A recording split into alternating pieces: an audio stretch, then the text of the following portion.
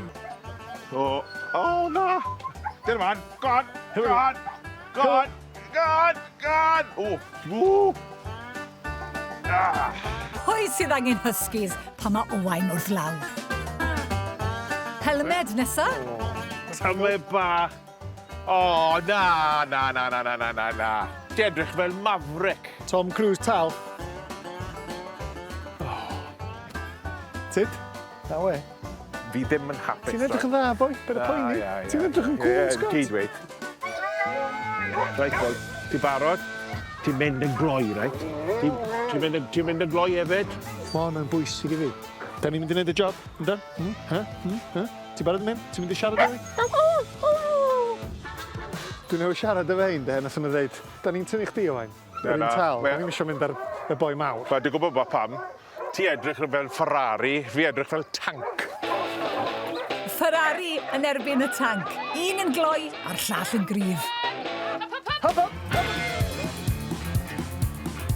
Oedd y profiad yna'n eitha special, dweud gwir. Ac o'ch chi bron yn dychmygu bod ar yr eira yn Norwy neu rola fela. A oedd o'n briliant, rili dwi'n mwynhau. Yn enwedig lawr allt, yn teimlo Scott tu ôl i fi.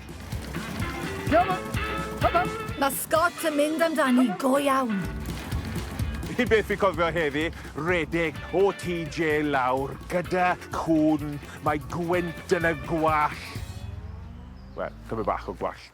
Come on, boys!